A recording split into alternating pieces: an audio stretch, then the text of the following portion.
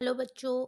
ईदगाह कहानी के अति लघु उत्तरीय प्रश्न की ओर बढ़ा जाए। 1 अंक के ये प्रश्न पूछे जाते हैं। पहला प्रश्न देखिए, ईद कब मनाई जाती है? उत्तर क्या होंगे? उत्तर होंगे ईद रमजान के 1 महीने तक रोजे रखने यानी 30 रोजे के बाद मनाते हैं।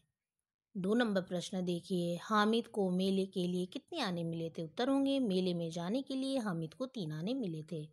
3 नंबर प्रश्न देखिए, दुकानदार ने चिमटे का मूल्य कितने आने बताया था? उत्तर होंगे दुकानदार ने चिमटे का मूल्य 5 आने बताया था। नंबर देखिए, गांव वाले मेले से घर कब आए? गांव वाले मेला देखने के पश्चात 11 बजे के लगभग घर पहुंचे। 5 नंबर देखिए, सम्मी की खजरी कितने आने की थी? तो सम्मी की खंजरी 2 आने की थी। चलिए नेक्स्ट प्रश्न की ओर बढ़ा जाए। लघु उत्तरीय प्रश्न 2 अंक के ये प्रश्न पूछे जाते हैं। पहला प्रश्न देखिए, तुम्हारे चिमटे का मुंह रोज आग में जलेगा के जवाब में हामिद ने क्या कहा? तुम्हारे चिमटे का मुंह रोज आग में जलेगा के जवाब में हामिद ने कहा, आग में बहादुरी कूदते हैं जनाब। तुम्हारा यह वकील सिपाही और भिश्ती लेड़ियों की तरह घर में घुस जाएंगे। आग में कूदना वह काम है जो या रुस्तमे हिंद ही कर सकता है। हामिद का यह जवाब सही था। हामिद ने चिमटा लिया था जो कि आग में कूदकर रुस्तमे हिंद के रूप में लोगों की जान बचाने का कार्य करता है। 2 नंबर प्रश्न देखिए, क्लब घर में क्या होता था? क्लब घर में जादू किया जाता था। वहाँ पर अलग अलग तरीके के जादू होते थे। वहाँ ऐसा जादू किया जाता था जिसमें मुर्दों की खोपड़ी भागती थी। वहाँ पर अलग अलग तरीके के करतब व तमाशे दिखाए जाते थे, परंतु अंदर जाने की मनाही थी। शाम के समय वहाँ पर साहब लोग क्रिकेट खेला करते थे। 3 नंबर देखिए, बैट पकड़ने वाली बात किस संदर्भ में कही गई है? शाम के समय वहाँ पर साहब लोग क्रिकेट खेला करते थे। बैट की बात क्रिकेट के बारे में कही गई है, लेकिन लड़के बैट पकड़ने वाली बात को शारीरिक क्षमता के रूप में ले रहे हैं। 4 नंबर देखिए, जिन्नात क्या क्या कारनामे कर सकता था? जिन्नात शरीर में विशाल था, वह बहुत बड़ा था। वह यदि जमीन पर खड़ा होता तो उसका शरीर आसमान तक को छूता था, लेकिन अगर उसकी जब भी इच्छा होती थी तब वह छोटे से लोटे में वापस जा सकता था। उसके कारनामे चौंकाने वाले थे। वह एक क्षण में चुटकी से पता कर सकता था कि चोरी किया गया सामान किसके पास है। चलिए लघु उत्तरीय प्रश्न 3 अंक के जो पूछे जाते हैं इसकी ओर बढ़ते हैं। पहला प्रश्न देखिए, हामिद ने खंजरी की उपेक्षा में क्या कहा? तो उत्तर होंगे, हामिद ने खंजरी की उपेक्षा में सम्मी से यह कहा कि तुम्हारी खंजरी बहुत कमजोर है, मेरा चिमटा बहुत मजबूत है। मेरा चिमटा तुम्हारी खंजरी को फाड़ सकता है। खंजरी में से तो सिर्फ चमड़े को लगाकर बनाए जाते हैं और बस वह ढप ढप बज रहा है। यदि इस पर पानी गिर जाए तो यह पूरी तरह से खराब हो जाएगी। मेरा चिमटा बहुत मजबूत, शक्तिशाली व बहादुर है, जो आग में, आंधी में, तूफान में, पानी में भी लड़ेगा, हार नहीं मानेगा। 2 नंबर प्रश्न देखिए, मोहसिन ने कांस्टेबल के बारे में क्या प्रतिवाद किया? मोहसिन ने कांस्टेबल के बारे में प्रतिवाद किया कि कांस्टेबल पहरा नहीं देते या लोगों को बेवकूफ बनाते। कांस्टेबल चोरों से मिले रहते हैं और चोरों से मिलकर चोरी कराते हैं। या लोग चोरों के साथ मिलकर चोरी की गई चोरी चोरों की चोरी या लोग चोरों के साथ मिलकर चोरों की चोरी में मदद करते हैं। चोरों को कहते हैं तुम चोरी कर लो और खुद दूसरे मोहल्ले में जाकर पहरा देते हैं। 3 नंबर प्रश्न देखिए, ईदगाह संचालक और व्यवस्था के बारे में बताइए। तो लेखक ने ईदगाह संचालन और व्यवस्था को खूबसूरत व व्यवस्थित कहा है। इमली के घने वृक्षों की छाया ईदगाह में थी। ईदगाह में जमीन पर पक्का फर्श और जामीन बिछा रखा था। पंक्तियों में कई लोग चल रहे थे जिन्होंने रोजे रखे हुए थे। एक के पीछे एक पूरी लंबी कतार थी। कतार इतनी लंबी थी कि पक्के जगत के नीचे तक जा रही थी, जहां पर जामीन तक बिछा नहीं हुआ था। लाइन इतनी लंबी थी कि नए लोग भी आकर लग जाते और कतार लंबी होती जा रही थी। यहाँ कोई अमीरी गरीबी नहीं देखी जा रही थी, सब समान थे। गांव वाले भी आकर पीछे की लाइन में खड़े हो गए। यह व्यवस्था एकदम संचालित व व्यवस्थित थी, इसलिए लेखक ने इसे सुंदर व्यवस्था कहा है। 4 नंबर प्रश्न देखिए, ईद पर गांव के परिवेश में किस खास तरीके के उल्लास का जिक्र प्रेमचंद्र जी ने किया है? ईद पर गांव का परिवेश उल्लास से भरा हुआ था। रमजान के 1 महीने के रोजों के बाद ईद आई और सुबह इतनी लुभा देने वाली, सुबह मनोहर और उल्लास से भरी हुई है। गांव बहुत हरा भरा लग रहा था। वृक्षों पर अजीब सी हरियाली आ रही थी। सूर्य इतना सुंदर दिख रहा था कि प्यारा और शीतल, जैसे पूरी दुनिया को ईद की बधाई दे रहा। लोग ईदगाह जाने के लिए तैयार हो रहे हैं।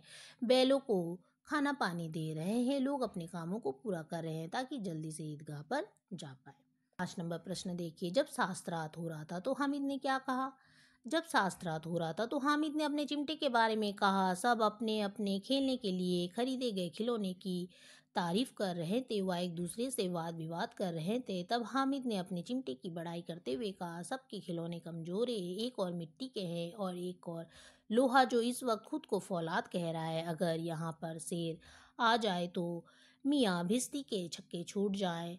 मियाँ सिपाही मिट्टी की बंदूक छोड़कर भाग जाएंगे। वकील साहब की नानी मर जाएगी और वह चोंगे में मुंह छुपाकर जमीन पर लेट जाएंगे। मेरा चिमटा किसी से नहीं डरता। वह शेर को मार देगा और उसकी आंखें निकाल लेगा। यह रुस्तमे हिंद है।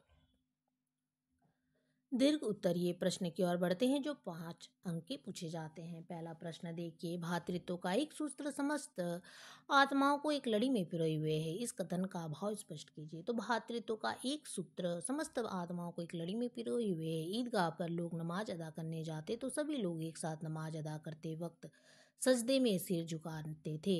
सब लोग एक साथ खड़े हो जाते और एक साथ घुटनों के बल बैठ जाते। इस प्रक्रिया को बहुत बार दोहराया जाता जाता रहता। ऐसा लगता जैसे बिजली की लाखों बत्तियां साथ जल रही है और बुझ रही है। यहाँ चल लेखक इस दृश्य को देखकर आनंदित हो जाते थे। इसे देखकर लेखक को श्रद्धा और खुशी होती थी। इस दृश्य को देखकर एकता की झलक दिखती है। प्रतीत होता है सभी लोग की श्रद्धा कितनी मजबूत है। इस दृश्य को देखकर खुशी मिलती है। 2 नंबर प्रश्न देखिए। चिमटे को मूल्यवान सिद्ध करने के लिए हामिद ने कौन कौन से तर्क दिए थे? चिमटे को मूल्यवान सिद्ध करने के लिए हामिद ने कई प्रकार के तर्क दिए।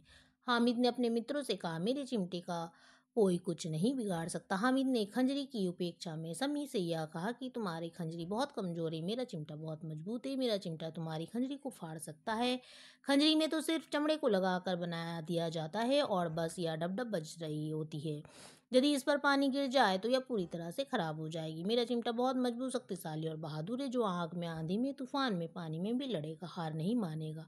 मेरा चिमटा बहुत शक्तिशाली है। इसे तो कंधे पर रख लूं तो बंदूक बन जाए, हाथ में रख लूं तो फकीरों का मजीरा, और अगर तुम्हारे खिलौने पर मैंने अपना चिमटा मारा तो सारे खिलौने टूट जाएंगे, सबकी जान निकल जाएगी। चिमटा उपयोगी है बहुत, इसको जान बचाने के लिए भी प्रयोग किया जाता है। तुम्हारे खिलौने एकदम बेकार है। 3 नंबर प्रश्न देखिए। हामिद ने बूढ़े हामिद पाठ खेला था। लेखक ने यह बात किस संदर्भ में कहा, स्पष्ट करें। हामिद ने बूढ़े हामिद का पाठ खेला था। उसने अपनी दादी माँ के लिए चिमटा खरीदा। मेले से घर आकर अपनी दादी को चिमटा दिखाता है। दादी अमीना छाती पीट कर उसे डांटती, उसे बेवकूफ़ कहती है कि तू ने दोपहर से कुछ नहीं खाया ना पिया और लाया क्या चिमटा। इतने बड़े मेले में तुझे मिठाई या कुछ खाने का सामान नहीं मिला। यही मिला लोहे का चिमटा ले आया। हामिद ने कहा कि आपकी उंगलियां जल जाती थी इसलिए मैंने चिमटा ले लिया। बुढ़िया का क्रोध एकदम शांत हो गया और क्रोध स्नेह व प्रेम में बदल गया। दूसरे बच्चों ने खेलने के लिए खिलौने लिए, मिठाई ली। हामिद ने किसी के जले हुए हाथ बचाने के लिए चिमटा लिया। हामिद एक बेसमझ बच्चा नहीं बल्कि एक समझदार और जिम्मेदारी वाला व्यक्ति है जो अपने कंधों पर सभी परेशानियों को उठा सकता है। वह पूरे परिवार को संभाल सकता। उसने चिमटा खरीदकर एक बूढ़े व्यक्ति की भूमिका निभाई। और भी बहुत सारे एक्स्ट्रा प्रश्न हैं जो आपके सामने मैं ला रही हूँ। ईद की कहानी क्या है? तो ये प्रश्न है। ईदगाह पाठ में हामिद नाम के एक 4 साल के अनाथ बालक की कहानी बताई गई है। हामिद हाल में ही अपने माता पिता को खो चुका है, फिर भी ईद की खुशी मनाने की उम्मीद रखता है।